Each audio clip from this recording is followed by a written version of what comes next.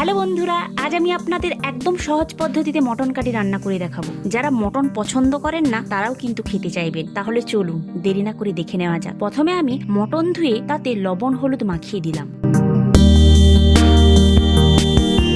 Mutton রান্না করার জন্য লাগছে আলু, পেঁয়াজ কুচি, টমেটো কুচি, ক্যাপসিকাম কুচি। ক্যাপসিকাম কুচি অপশনাল, আপনি চাইলে দিতে পারেন আবার নাও দিতে পারেন। ধনেপাতা কুচি, ফালি করা কাঁচা লঙ্কা, আরো লাগছে এলাচ, লবঙ্গ, কাঠচকালি, শুকনো লঙ্কা, তেজপাতা, এটা ফোড়ন দেওয়ার জন্য। শুকনো লঙ্কা গোটা 10, আপনারা চাইলে কমও দিতে পারেন। চিনি, লঙ্কা গুঁড়ো, হলুদ গুঁড়ো, সানরাইজের মিট মশলা, রসুন, আদা, লবণ। মিক্সিতে দিয়ে দিলাম রসুন, শুকনো লঙ্কা, আদা, কিছুটা পরিমাণ জল দিয়ে ব্লেন্ড করে নিলাম। কড়াইতে তেল দিয়ে আলুগুলো দিয়ে দিলাম, লবণ হলুদ দিয়ে ভেজে তুলে নিলাম।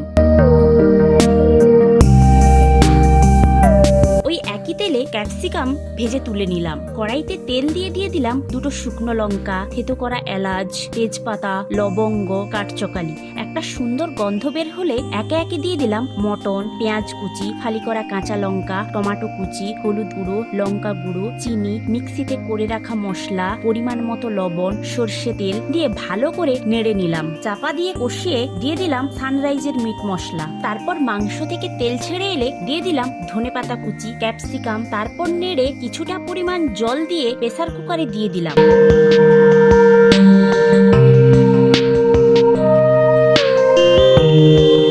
তারপর 6টা সিটি দিলেই রেডি ঝাল ঝাল মটন কারি। এটি গরম গরম ভাতের সঙ্গে খেয়ে দেখতে পারেন, খেতে দুর্দান্ত হয়। ভিডিওটা ভালো লাগলে অবশ্যই লাইক, কমেন্ট, শেয়ার করে পাশে থাকবেন। ধন্যবাদ।